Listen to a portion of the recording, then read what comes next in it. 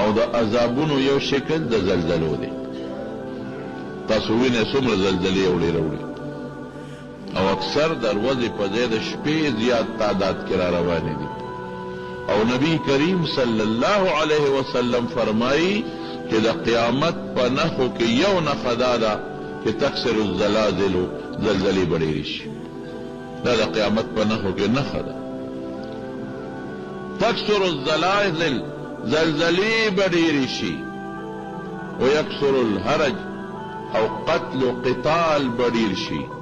مخلوق به یو بل وجني او داسې به مخلوق یو بل وجني لا يدري القاتل فيما قتلا ولا المقتول فيما قتلا.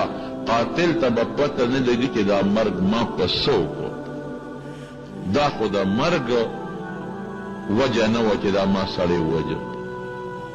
ټوټې غوندې په ما سلام وانه چو څه چلو شو.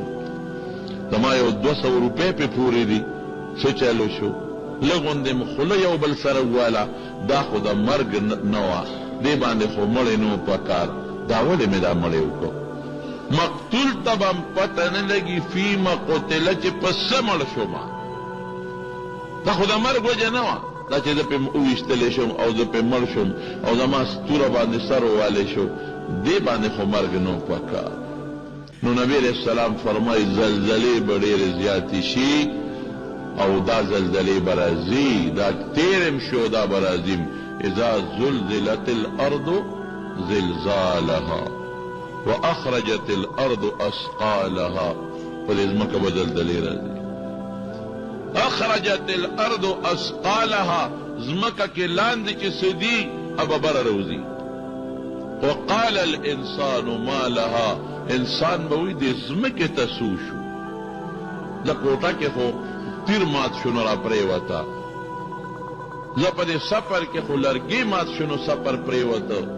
زه په دې ګاډي کې خو یو بیبرۍ ماته شوه نو اکسیډنټ یې وکړ. زه په دې دریابونو کې خو باران وشو نو سیلاب راغی. زه په ځمکه څه وشو. اذا رجت الارض رجا. الله فرمایي دا ځمکه به ټوټې ټوټې شي. وبست الجبال بسا. او دا غرونه به ټوکړې ټوکړې بشي. فکانت هباء منبسا. دا غرونه به داسې شي لکه دا مونږ چې د کوټه کې ناست شو او د چوندې کې د انور ته مونږ ته دا زرې ښکاري. ابا زرې ورته دا خلک وایي. کالعهن المنفوش. لکه وړی چې څنګه دا د مالوچو دا پنبې دا ذرات چې په دې هوا کې الوزي دقسې به دا غرونه والوزي. دا خو د قیامت زلزله ده. خو ډېره خطرناکه ده. خو د هغې نه مخکې به دا وړې وړې زلزلې راځي او مخلوق به پرې تباه کېږي. غټ غټ قومونه خدای په زلزلو تباه کړي دي. عادیان وګوره او سمودیان وګوره. زلزلې پرې راغلې او زلزلو سره تباه او برباد شو. غرق شو. په ځمکه ننوتل. هغه عادیان چې قرآن شریف کې الله صفت کوي. الم تر کیف فعل ربک بعاد ارم ذات العماد. هغه عادیان غټو غټو تنو والا غټو غټو وجودونو والا.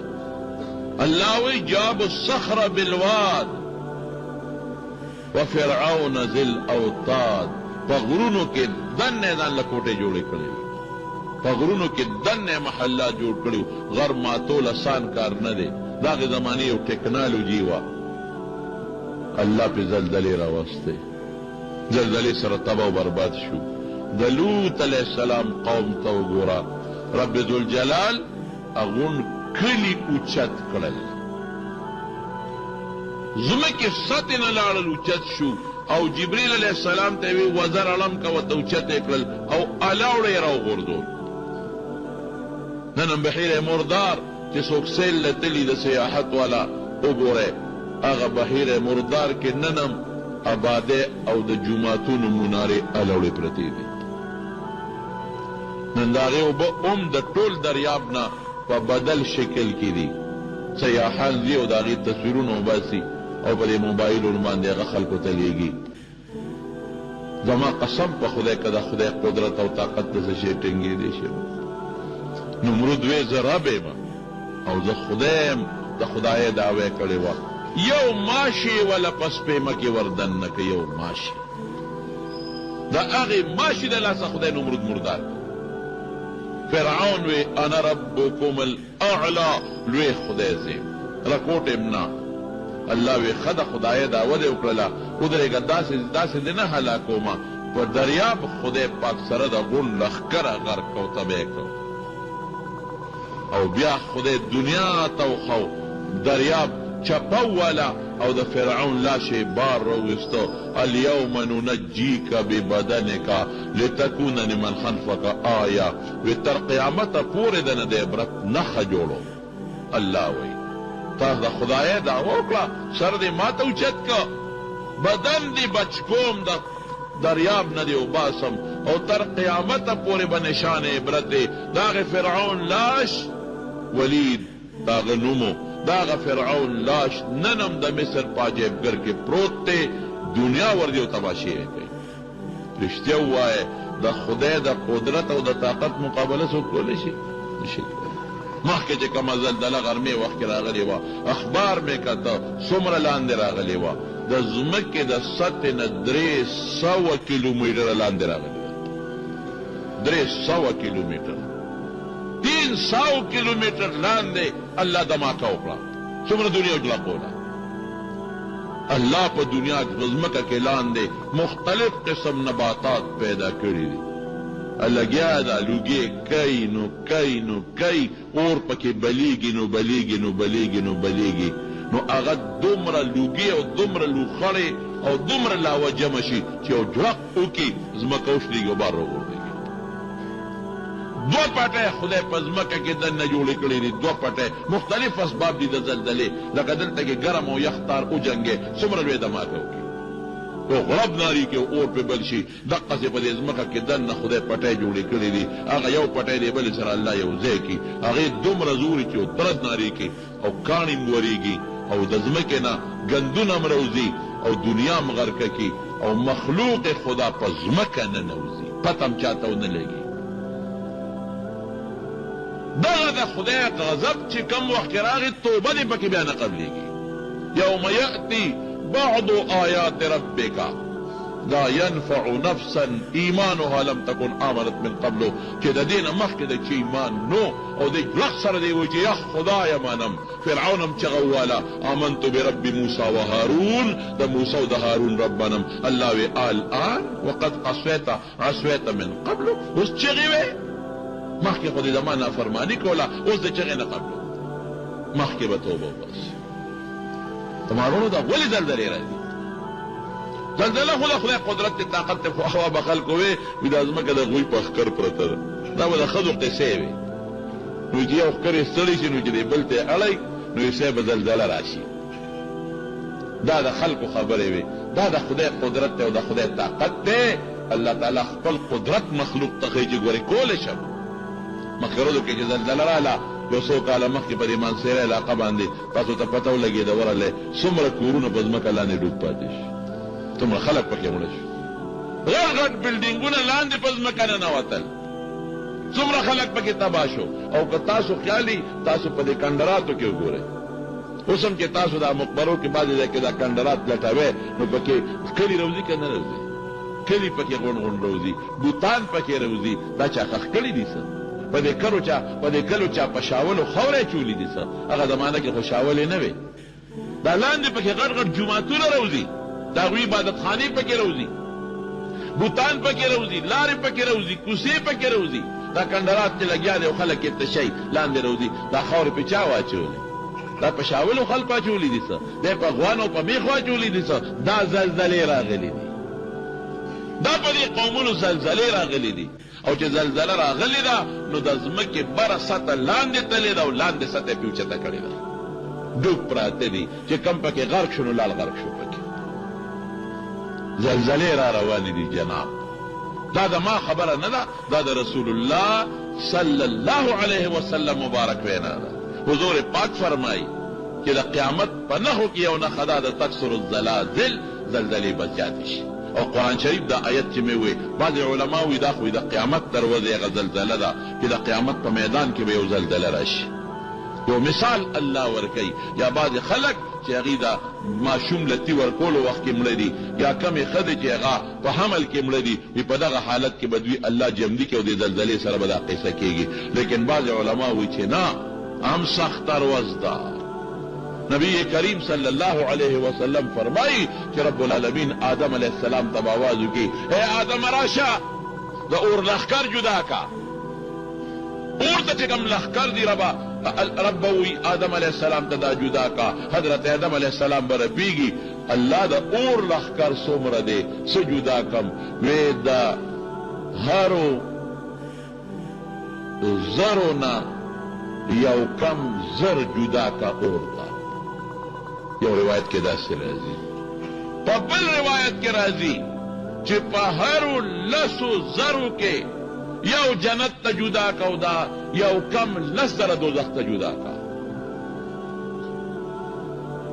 اوهو صحابه په جړا شو چې دا یو پکې بچ کېږي چې دا بلا څوکي.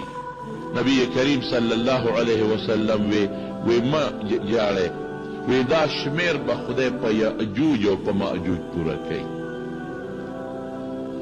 هغې کې به دا شمیر الله پوره کوي.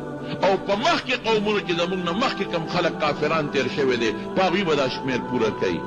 او بیا نبی علیه السلام وفرمایل وی د دې نور مخلوق په مقابله کې تاسو دومره یې لکه د یو سپین غوی په شا کې چې یو تور داغي.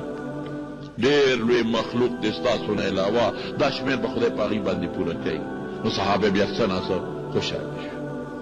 هغه به هم زلزله راځي، غرض به راځي. او دې وخت کې بعض علما وایي چې د دې آیت نه د قیامت ته مخکې زلزله مراده. ځکه قیامت چې راځي د قیامت زلزله ته وي نه مراده. ځکه د قیامت چې کوم وخت کې راځي نو هغه وخت کې به ماشوم نه وي، خلک به ټول بالغان وي. هغه وخت کې به د ښځې په ګېډه باندې بچي نه وي، ښځې به ټولې شنډې شوې وي، ماشومان به نه کېږي. او چې څومره خلک دي دا به بالغان وي. د قیامت د راتلو وخت کې به نابالغه نه وي، ټول به بالغان وي. دا د قیامت نه مخکې دا خطرناکه زلزله ده. او یو حدیث پاک کې راځي، الله دې مونږ وساتي، وی دغه زلزله چې کله راشي که نه دا زلزله، نو د ښار دا خلک به دې بانډو ته منډې کړي، ځنګلونو ته به منډې کړي، او د ځنګل درندګان به ښارونو ته رامنډې کړي. دا چې څومره زمري دي او دا څومره شرمقان دي او دا څومره اتیان دي، دی به په ځان نه پوهېږي، دی به ښارونو ته رامنډې کړي. ګډې چیلې او څاروي شرمقان به یو ځای سریږي. اوهو دا سوچو په یا په ځان به نه پوهېږي. او د حاملې ښځې نه بچی غورځېږه، او چې پی ورکوي بچی لاندې غورځوه، یو شور به، یو منډه به، یو غوبل به. تمارونو دا د خدای طاقت دی، د خدای قدرت دی. الله ته دا ټول مخلوق داسې دی، داسې لکه ما او تا ته میږي نه هم زیاته. ما او تا په میږي دونه طاقت نشته او دونه قدرت نشته چې میږي په دې لاس کې پروت دي. په دې دونه طاقت زموږ نشته لکه څومره چې خدای په دې ټول مخلوق طاقت لري. یو آن سره یو ټک سره چې فیصله وکړي ختم. یو ځل نبی کریم صلی الله علیه وسلم ډېر زیات پریشان و. صحابه ورته وایي د الله رسوله ولې داسې پریشان یې؟ وی څنګه خوشحاله شم، الله راته منظر وښو، څنګه خوشحاله شم. وی اسرافیل علیه السلام په خوله کې شپېلې نیولې، سر یې پټیټ کړی دی، غوږ یې خدای ته مایله کړی دی چې کله به الله اواز کړي چې پوک پکې وکړه. مارونو موږ ډېر غافله یو، موږ ډېر غفلت کې پراته یو. زلزله راځي، زلزله راځي، زلزله راځي. موږ ته خلک ډېر ټېلیفونونه کوي چې د مرګ په سړي راشي، بیا سړي ته هر څه رایاد شي. مخکې ورځ کې هم ټېلیفون وکړو، یاره جي زلزلې دي. ما وی دینو دی وی یاره جی نو ډېرې خطرناکې دي. ما بالکل دې نه نورې به خطرناکې راځي. وی یاره جي دا به څه چل کېږي؟ مې مروبه که نه مروبه؟ وی ښه مروبه. نو مې ولې پلار دې مری راوړي دي؟ مرۍ به نه څه به کې؟ مرۍ به که نه. داسې دا مرګ نه مونږ یریږو خو تیارې وله مونږ نه کوو. ولې زلزله راځي؟ په دې سوچ پکار دی. دا خو د خدای طاقت او قرآن کې هم راځي او حدیثو کې هم راځي چې زلزلې به راځي او د قیامت نښې دي. ولې راځي؟ د خدای عذاب دی. ولې د خدای عذاب راځي؟ خدای مونږ خفه کړی دی.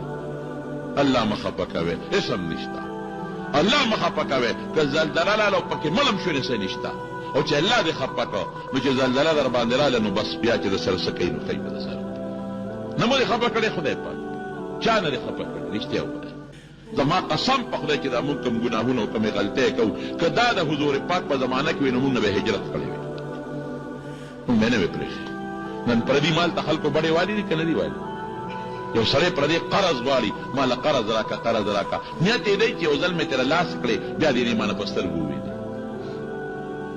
هلکه تا سره خو ښه کوي چې تا له قرض درکوي خو تا سره ښه کوي چې ته دې قرض غواړې او تا له قرض درکوي سوچ وکړه نن رور له قرض نه ورکوي تا سره خو ښه کوي نو تا ورته نیت د مخ نه خرابه کړی دی اوروسه د چا باندې قرض دی مدیون دی او دی مړ شو د ده سزا څه ده نبي کریم صلی الله علیه وسلم په داسې سړي جنازه نه ده کړې چې مړی به سینګ راغی وی هل علیه دینو قرض پې شته که وی به چې قرض پې نشته نو جنازه به یې پې وکړه او که وبه وی چې او د الله رسوله قرض پې شته وی هل ترک لدینه وفاء وی د قرض څه پیسې یې پرېښې دي چې قرض یې پې خلاص شي کوي به چې او د الله رسوله پیسې یې پرېښې دي قرضدارو له قرض به یې پې خلاص شي بیا به مخکې شو جنازه به یې پې وکړه او کوي به چې په دغو قرض ته خو پیسې یې نه دي پرېښې د قرض د خلاصي دپاره وی صلو علی صاحبکم وی تاسو پې جنازه کوئ زه پې نه کوم جنازه دومره سخت شی دی دقسې یو مړی راغی حضور پاک تپوس وکړو قرض پې شته وی او د الله رسوله وی قرض دې څه پرېښې دي وی نه وی صلو جنازه پې وکړئ زه پې نه کوم ابو طلحه رضی الله عنه وی د الله رسوله صلی علیه وی زه ته پې جنازه وکړه قرض یې په ما زه به یې وله خلاص کړم نو بیا ورمخکې شو جنازه یې پې نو نن څومره په دې پیسې وهو ټګي څومره کوو او دوکه څونه کوو او دین پسې خبرې څونه کوو موږ رسمي مسلمانان یو خفه کېږئ مه دړنه که موږ مسلمانان چې نو موږ د پیغمبر په نقش قدم روان یو دړنه که موږ مسلمانان چې موږ د خدای قدر کوو دړنه که موږ مسلمانان چې موږ د پیغمبر قدر کوو دړنه که موږ مسلمانان چې موږ د شریعت قدر کوو نن موږ خدای پسې خبرې پیغمبر پسې خبرې دین پسې سپکا د دین خبره راشي نو موږ ته مخ واړو علماو پسې خبرې جومات پسې خبرې مدرسو ته سپک کتل زه کله حیران شم عبدالله ابن ابی په ټولو منافقانو کې سردار رئیس المنافقین د منافقانو سردار جنازې به هم نبی علیه السلام سره کولې منځونه به هم ورسره کول ګوره دغه کېده جهاد له به هم ته باقاعده جهادونو له تللی دی جهاد کې دنه لئن رجعنا الى المدینة لیخرجن الاعز منها الاذل روجې به هم نیولې صدقې او خیراتونه به هم ورکول مشوره کې به هم نبی علیه السلام سره ناستو مسجد نبوي کې به سره ناستو او دی منافق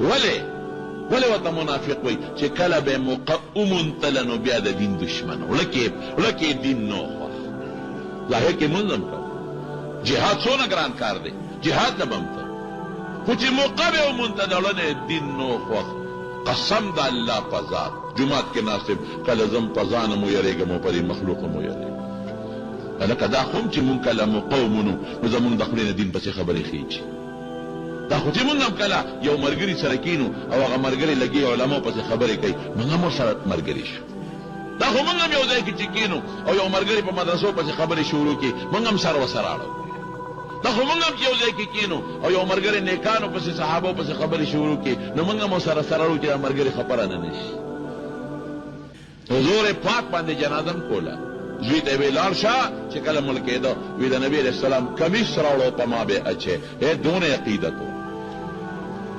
حضور پاک نه کمیس واچوه والا او په ما باندې واچوه او پیغمبر علیه السلام ته ووایي چې په ما جنازه وکړي حضور پاک له زوی راغی زوی سوچه مسلمان او عبدالله یې نوم وی د الله رسوله زما پلار عبدالله بس نا جوړه دی عمرې وصیت یې کړی څه وصیت یې کړی دی یو دا چې ته به خپل کمیس راکې چې یې ورته ور واچو او دویم د جنازه به پېته کې پیغمبر علیه السلام مبارک ګوره عقیدت یې دا نه چې عقیدت یې نو کمیس یې غواړي جنازه پې کوي حضور پاک وی ټیک شوه کمیس یې وله ورکړه او چې کله جنازه تیاره شي نو ما ته ووایه زه به جنازه کوم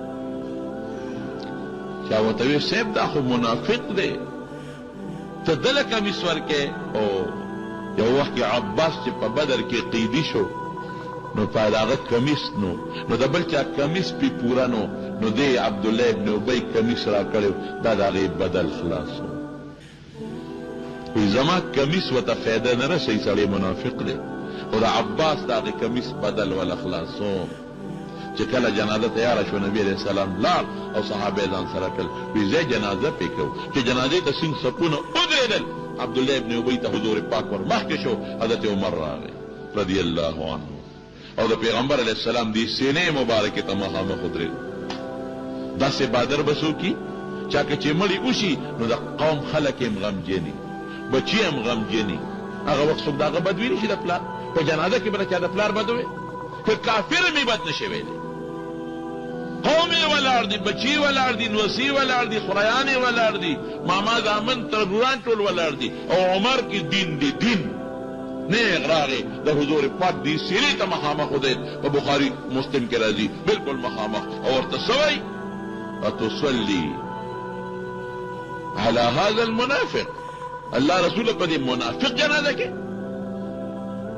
ته په داسې سړي جنازه کې قال یوم کذا کذا و کذا په فلان کې به دا خبرې کړې د خو ته نه معاف کړې دی عبدالله ابن ابی ابو جهل خو در سره توره راغشتې را نرتوب په شان میدان کې ولاړ دی په خپل دین نر و نر مړ شو په خپل دین نر په کفر نر و کفر کې نر عتبه خو توره راواغشته شیبه خو توره راواغشته دې سپېره خو ستا جامه باندې داغ ولګاو دې سپېره خو ستا په عزت ته تیلې ورته کړې دی پلانکي وخت کې تا ته ذلیل لفظ نه دی ویلی عیاذا بالله پلانکي وخت کې دا نه دی ویلی دی نه دی ویلی دی نه دی ویلی حضور پاک له خدای عجیبه پوهه ورکړې او عجیبه صبر ورکړې اخر عني یا عمر رستو شه داسې بهادر عمر رستو شه چې په دې کارونه شو عمر ورته څه وایي وی ته خدای نه منې کړې جنازې نه وی نه منې کړې الله ما ته ویلي دي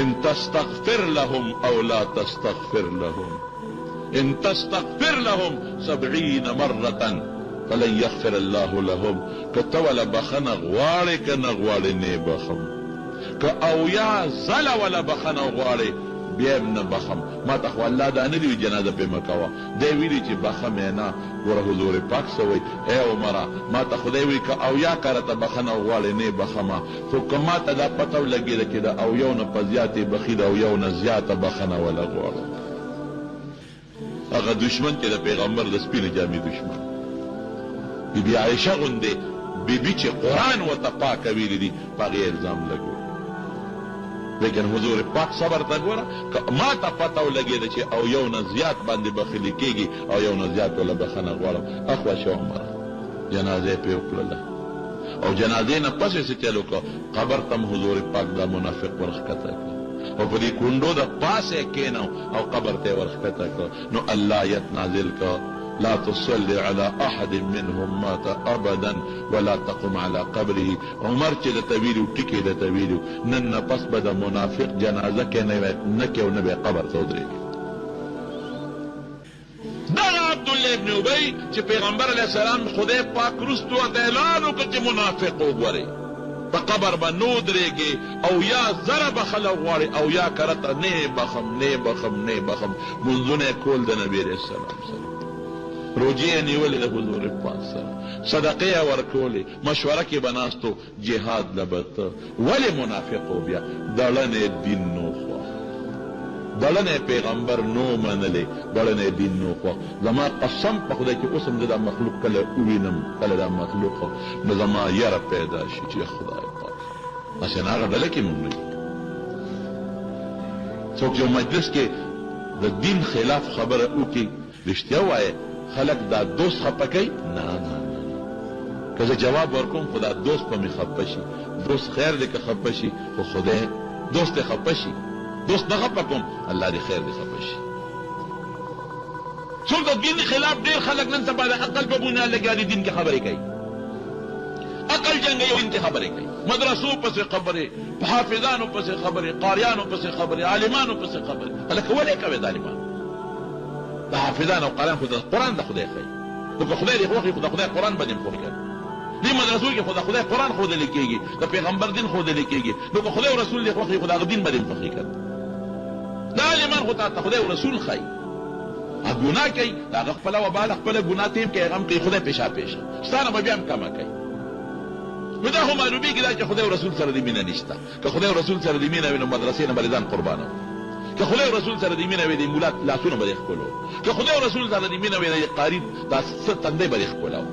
که خدای او رسول سره دې مینه وي دې دین له به دې ځان قربانو. رښتیا ووایه مونږ چې موقع مونو نو مونږ بیا دوست خفه کوو نه. مونږ چېرته چا سره د دنیا لپاره مونږ رښتې پرېږدو دا ګناه ګډه. مسلمان جیب مونږ وو، د مسلمان غلا مونږ کوو، مسلمان ته ضرر مونږ رسوو، ګاونډي ته ضرر مونږ رسوو، پلار ته زوی ضرر رسوي، پلار زوی سره ظلم کوي، ښځه د خاوند د حق خیال نه ساتي، خاوند د ښځې پروا نه ساتي، نو ته په دې کې ملا وې په زلزلې به نه راځي. دا خو خدای ډېر صابره دی. زما د قسم د الله په ذاتي زمارونو د دې نه پوټینې ګناهونه پخوانو قومونو کړي دي، نو خدای په ځمکه اړولې ده. دا د چا برکت دی چې مونږ ته خدای ګوري. دا د رسول الله صلی الله علیه وسلم برکت دی. مونږ څه نه کوو په دې ودونو کې، مونږ څه نه کوو. واده خو خوشحالي ده که نه، تعالی خدای خوشحالي درکړه، نو چې تعالی خدای خوشحالي درکړه نو غیرت دا دی چې ته خدای خوشحاله کړې، نو چې تم خدای خوشحاله کړه. ته خوشحاله کړې نو ته هم خوشحاله کړه. نو زه پکې څه کوم؟ زه خو خدای خوشحاله کړم چې تعالی خدای ځواني نه وه درکړې نو تا به واده نه وي کړی. که تعالی خدای مال نه وي درکړی تا ډمې به دې نه وي ګډې کړې. که تعالی خدای مال نه وي درکړی دا ښځه به دې نه وه کړې. که تعالی خدای روغ صحت نه وي درکړی دا ښځه به دې نه وه کړې. نو تعالی خدای روغ صحت درکړه، ځواني درکړه، مال یې هم درکړه، خوشحالي دله درکړه، پلار دې خوشحالېږي په دې واده هغه خوشحاله، مور دې پرې خوشحالېږي هغه خوشحاله، نو ته خدای ولې خفه کړې؟ رښتیا ووایه دا د غیرت تقاضا ده که دا بېغیرتي ده؟ ته چې تا خوشحاله نو خو ته هم خوشحاله کړه. په خدای کې مونږ خدای خفه کړ، په دې موبایلو کې مونږ څومره نخرې کړ. نن سبا د موبایل نه خطرناک څیز بل نشته. بل مې یو ځای کې ووې مې که د حضور پاک مبارک په زمانه کې وې ممکن ده چې اعلان یې کړی چې دا حرام. یعنې دونه خو به یې ویلي چې خدایه د موبایل د ګناه او د فتنې نه مو زما امت محفوظ کړي. څومره په موبایل کې نن ګناه ده. واړه واړه ماشومان دوه لیشتې ماشومانو له مونږ موبایل یې په لاسو کې ورکړي. دې ماشومانو ته د موبایل ضرورت څه دی؟ یو ځای کې روان وم د یو مړي دوا راتلم، ماښام و ماښام ناوخته و چې داسې یو ما څوک کتل مې چې لار تپوس وکړم چې دا دوا کوم ځای کې کېږي. زمونږ په علاقه کې نوم یې درته نه علم چې داسې مې وکتل یو ماشوم و رڼا ترې ختمه یې بیټري ده ورسره چې داسې سر مې د ګاډي نه ورتاو کړ، دومره غټ موبایل ورسره و، بربنده جینۍ ورته ګډېده. رکوټې ماشوم، دوه لیشتې ماشوم. مې بچې دلته راشه ویرېد مانه مې مه یېرېږه د دې مړي د ځای تپوس ته نه کوم. بیا رانږدې شوه، موبایل دونه غټ و چې جیب کې نه راته ترخ کې پټ کړ. مې د چا زوی یې؟ وي د پلانکي پلار یې ما پېژندل. مې بچې دا موبایل دله چا اخیستی دی؟ وي دا راله بابا اخیستی دی. ما ورته خپل نوم وښومې د ما دا نوم دی او پلار ته به دې ووایي چې ستا نه غټ بېوقوف بل نشته. ما ورته یاد کړه تا ته د موبایل څه ضرورت؟ پوټینې لکان بابا ګورې چې ګوړه دې وشي ماله به موبایل لري. بچې دوا کوه که خیر چې خدای پاک ښه خرڅه کړي که نه تاله به موبایل اخلم. دوا کوه بچې وایي که نه وایي؟ بھائی جان نوکر شو که نه لومبۍ تنخوا کې به ماله موبایل لري او خورې دوا کوه. وراره ته وایي دوا کوه لومبۍ به تاله موبایل اخلم. تجارت پسې ځي دوا کوه چې ګټه مالا به پکې موبایل داسې موبایل د لوالم بچی چې دوا کوه چې خدای ډېرې پیسې راکړي چې ډېرې راکړي. بشیر جان سره هم څلور پراته دي په جیل کې، څلور ویې لټوې قسم دې څلورو زره پراته دي. دته د موبایل تاجت دی.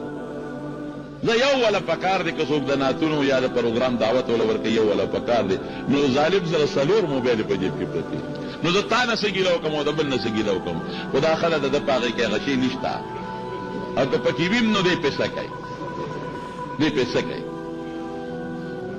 ماشوم به په اوړي کې په کټ کې پروت دی، په اوړي کې مور ورته وایي بچې اوړی دی که نه ګرمي ده دا څادر د ځان نه لرې کړه. نه مورې سر مې خوږېږي. سر یې نه خوږېږي په هغه څادر کې دننه فلمونه ګوري په موبایل کې. خلک تباه و برباد شو. پخوا مونږ ماشومانو په دې کلي کې به چېرته یو کس تیم فلم لته پېښور ته نو چې غریب به راته نو په سر به یې څادر اچولی چې څوک مې ونه ویني چې فلم مې کتلی دی داسې وه که نه وه او بیا هم خلکو بدي شوي دا فلمونه ګوري اب هم چېرته په ګوډ او په چارۍ کې به چېرته پیسې بچت کړې وې پېښور ته به چېرته میاشت کې یو ځل به فلم لته داسې دل اله که نه ده اوس ورشه وګوره په موبایل کې ورته فلمونه ور واچوي دا چې څوک یې ورته اچوي دا هم غټ ګناهګار دی دا موبایل والا چې څوک چاته فلمونه اچوي د ښځو تصویرونه ورته اچوي د ګناه اډه ده جوړه کړه چې څومره دا خلک دا ګناهونه ګوري د دې برابر ګناه به د دغې سړي کېږي انټرنیټ ته نن سبا فیسبوک د دنیا پېښته ده تسبیح د خلکو یې دي جیب کې به یې لاس ور دننه په تسبو به یې ګوتې وجنګېدې نو خدای به ور یاد شو نن سبا چې جیب کې ګوتې دننه کي په موبایل یې لاس ولګي جنکو سره موبایل سړو سره موبایل او ټول تصویرونه والا موبایل او فیسبوکونه دي او ګنده تصویرونه پې ګوري زلزلې به نه راځي قسم په خدای که توبه مو نه ویسته د مارونو د شپې یو جلق به راځي یو جلق او اوچو سره به لاندم سوځي بیا د بني اسرائیلو په زمانه کې جبریل علیه السلام ته الله یو کلی وښو ویې لاړ شي دا کلی غون ور واړوه یو لاک خلک و پکې الله دې کې خو 40 زره ګناهګار دي مونږ شمېرلي دي په نښه کړي دي او 80 زره خو پکې پاک دي وی دا 80 زره دا 40 زره منې کوي ولې نه دا 80 زره دوی سره غم خاده ولې کوي دا 80 زره دوی سره تعلقات ولې ساتي دا 80 زره دوی سره په مړو جمدو کې کینی ولې دا 80 مخکې تباه کوي دا 40 وروسته تباه کوي بیا به په خپل نیت پاسو په خپل نیت به پاسو چې کم نیک جنت ته به ځي چې کم ګناهګار دی دوزخ ته به ځي یو جړق یې د شپې ورکړه که نه یو جړق قسم په خدای که سپلی اغوستو ته هم تیار شي خدای یاد کړي تا موبایل یې پرېږده هلکانو سره موبایل یې هلته به مقبره کې ناست دي او په سر به یې څادر اچولي او خلک وایي وي د پیر صاحب نه وظیفه اخیستې ده پیر صاحب نه وظیفه نه اخیستې ده هغه په هغه موبایل چې د چا سره لینک برابر کړی دی هغې مو ته پرې کړي دي په 1 غنټه 4 روپۍ باندې 1 غنټه خبرې او په 4 روپۍ یو شوه روز خبرې هر شي سر خوړلې ګرانېږي دا مردار ارزانېږي انټرنیټ ته او فیسبوک ته خلک یې تباه او برباد کړل خلک یې د پیغمبر دشمنان کړل خلک یې د خدای دشمنان کړل خلک یې د جهنم خشاک کړل جنۍ به په مصله ناست دی مور یې وایي خو ډېره نیکه وه که نه چې دا څنګه مټیزه لاړه خو ډېره نیکه وه په مصله به ناسته وه او سر به یې پټ کړي او مراقبه به وه ما وی دا خدای سره مراقبه نه وه دا چا پسې چې لاړه ده سره مراقبه وه د مصله ناستی خدای یادوي مهرباني وکړئ زړه مې دردېږي زما وروڼو هغه دین ته چې ګورم چې د کوم دین دپاره د رسول الله مبارک آخونه مبارک مات شوي دي او شهیدان شوي هغه دین ته چې ګورم چې کوم دین دپاره د حضرت حمزه رضی الله عنه قرباني شوی دی لکه غوښه چې په سرمن پرتې دقسې ټوکړې ټوکړې پروت دی هغه دین ته چې ګورم چې د رسول الله مبارک وینې وله توی شوي دي زمونږ نه نن په دې ګناهونو روان شیطان مونږ منو د شیطان او د خدای مونږ نه منو د ماشومانو بچولا د زنانولا د جینکولا موبایلونه مه ورکوئ مه ورکوئ مه ورکوئ د خدای د قهر او د غضب نه ویریږئ او که کړي مو وي نو یو علاج درته ښیم د دې ګناهونو د وجې د عذابونه را روان دي مونږ نشته د خدای نوم هلته اخیستې کېږي الله اکبر الله اکبر نبی علیه السلام فرمایي چې کله بانک وویلی شي د بانک جواب ورکه د خدای د نوم جواب ورکه نو موږ هغه وخت کې دوستانو سره په موبایل خبرې کوو تکبیر تحریمه وخت کې پکار دي چې سړی مانځه ته ودرېږي نو موږ تکبیر تحریمه په ځای پرېږدو او دوستانو سره په موبایل خبرې کوو له موبایل د لاسه د انټرنیټ د لاسه موږ نه مونځ پاتې دی د فیسبوک د لاس نه موږ نه ذکر پاتې دی خدای پاتې دی د خدای دین موږ نه هېر دی عذابونه زلزلې به نه راځي یو څیز درته ښیم توبه وباسئ خدای ته 2 څیزونو باندې د امت نه عذاب ختمیږي یو دا وما کان الله لیعذبهم وانت فیهم نبی علیہ السلام ته الله وایي چې تر څو ته په دې خلکو کې موجود یې عذاب به نه راځي وما کان الله معذبهم وهم یستغفرون او چې د ایمان نه بخښنه غواړي استغفار استغفار استغفار استغفار نو عذاب به پرې نه راولم نو که غواړه چې زلزلې دې نه راځي او که غواړه چې زلزلې راشي موږ د عذاب نه بچو نو استغفار وایه د خدای دربار کې وجعلی معافي معافي وغواړئ معافي یو مثال در کوم حضرت د تنبیه الغافلین کې علامه سمرقندي یو واقعه لیکلې ده حضرت عمر فاروق رضی الله عنه په لاره ته د حضور پاک ملاقات لته یو نوجوان راغی او زارو قطار چغې وی او جاړي. عمر فاروق رضی الله عنه ورته وی بچې برخورداره ولې چغې وی او جاړې؟ وی یو ګناه رانه شوې ده، ګناه شوې ده او ډېره غټه ګناه شوې ده. خو د هلک دومره چغې ووالې او دومره سلګۍ چې حضرت عمر یې په ژړا کړ. عمره د خدای دپاره ما له نبي علیه السلام ته لاړ شه او سپارښت وکړه چې ما له بخښنه وغواړي، غر کې یم تبه یم. عمر صاحب ورته وی هم په ژړا شو. وی ښه صبر وکړې زه درنه مخکې ځم. چې مخکې ورغی نبي علیه السلام ته عمر صاحب ژړل، حضرت عمر فاروق رضی الله عنه. نبي علیه السلام ورته وی عمره ولې ژاړې؟ هم سلګی وی. عمره ولې ژاړې؟ وی د الله رسول یې هلک دې ځان یې په ژړا مړ کړ. چغې وی د هغه ژړا ته ګورم نو ما له ژړا راله. ولې ژاړي؟ وی هغه وی چې ما یو غټ ګناه شوې ده او ما له پیغمبر علیه السلام سپارښت وکړه چې ما له بخښنه وغواړي. وی د هلک ته اواز کړ. هلک چې را دننه شو په سلګو سلګو په چغو ژاړي او چغه وی د الله رسوله ډېره غټه ګناه رانه شوه. حضور پاک ورته وی څونه غټه ګناه شوې ده؟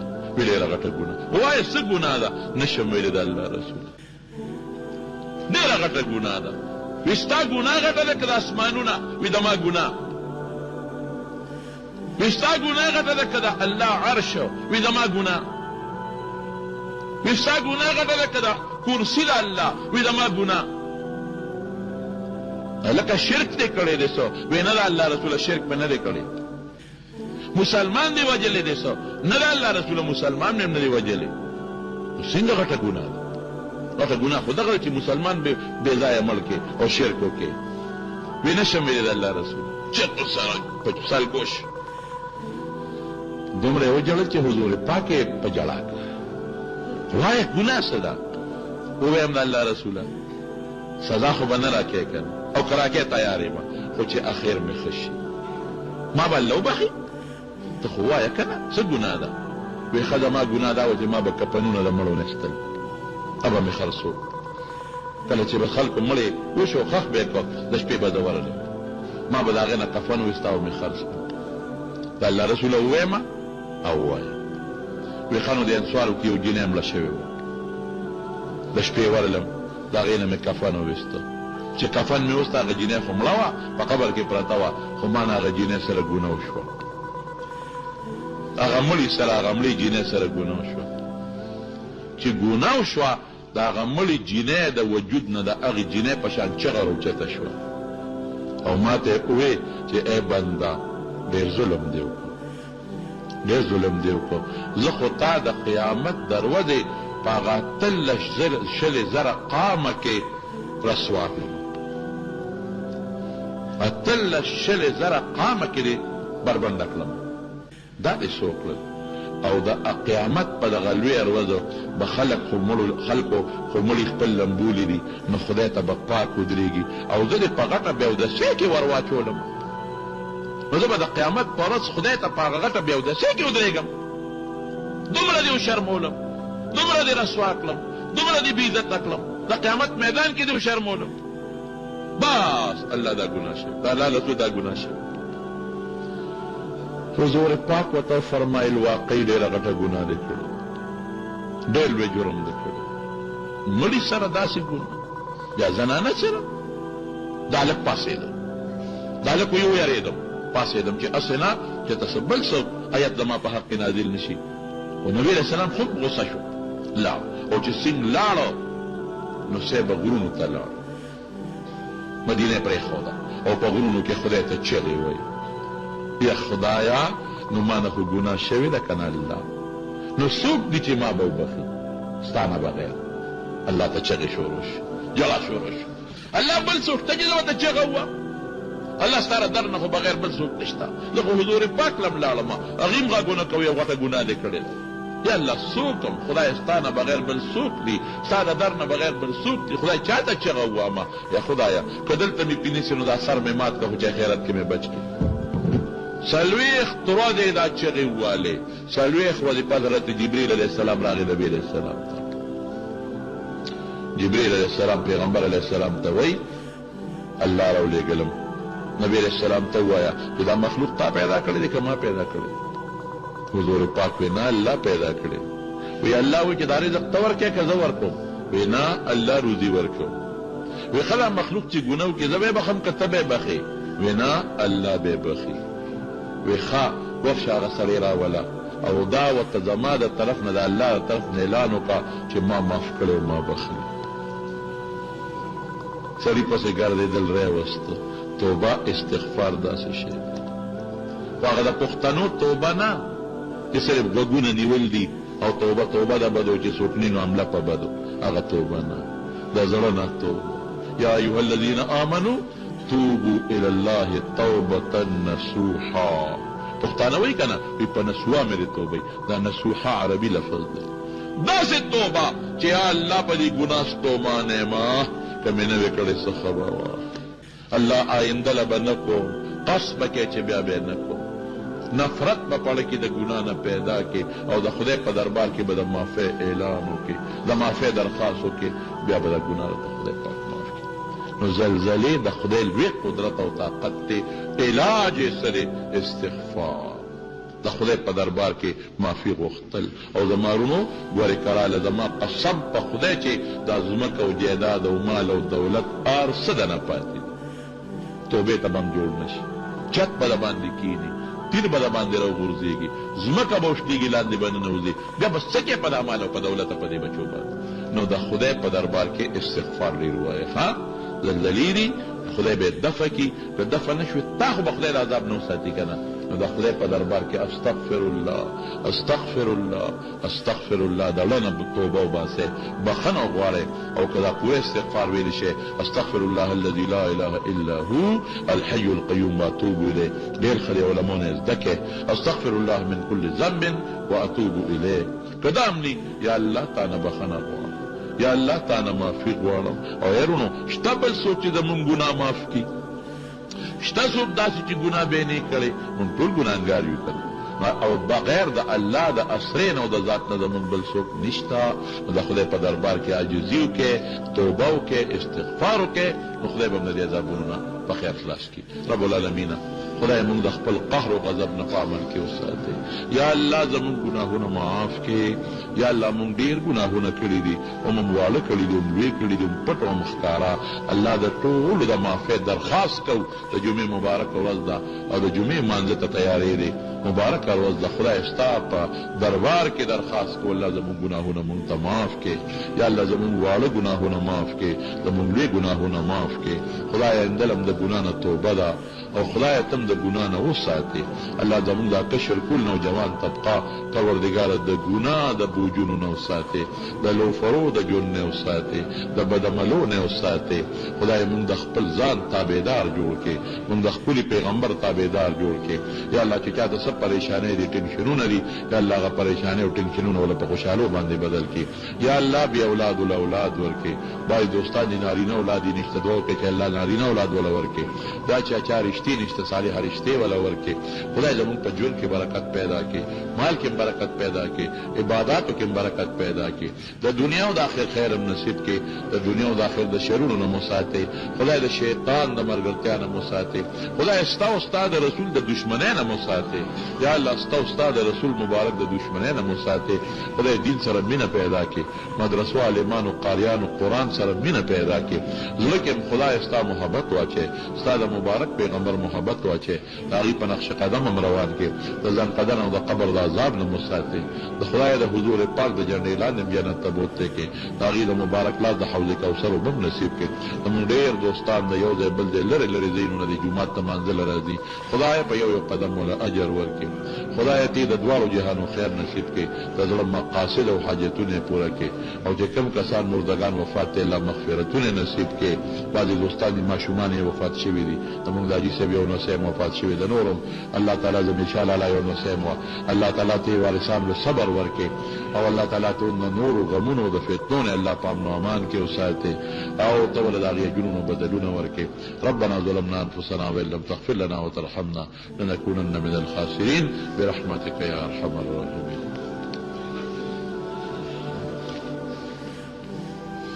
علماء تکنزل کل شاملی کړي کفر دی.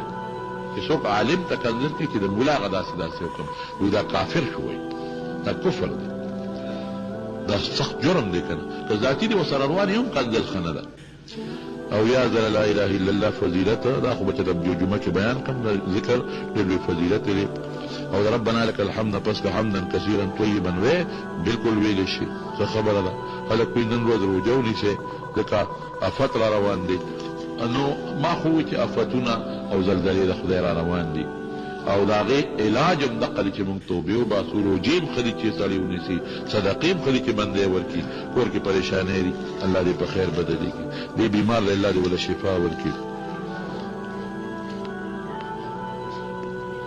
دا اسې خبرې دي څوک ما یادوي چې د خوب لیدلی دی څوک نور علما یادوي چې هغې خوبونه لیدلي چې عذاب را روان دی دا خوبونو نه وروستو خوبونه څه کوي پیغمبر مبارک وي را روان دي خوب څه خبره ده نبی علیہ السلام فرمایي قیامت ته نږدې چې خلک ګناهونه شروع کړي خلک خدای خفه کول شروع کړي ګوره دا ما ته په تصویرونو پرې فلمونو پرې بربنډو څیزونو کتو باندې پرې دوکو داګو مسلمان ته په زړه خو الله خفه کېږي که چې الله خفه چې نو پیغمبر وي عذاب راځي او دا عذابونه یو شکل زلزلې نو دې کې دا خوب ته څه ضرورت شو خوب چا ولید او یو نه لید دا خو وروستو خبرې او نو خوب څه شرعي دلیل دي اصل خبره دا ده چې موږ الله خفه کړو نو عذاب به راځي او د عذاب مختلف شکلونه دي الله دې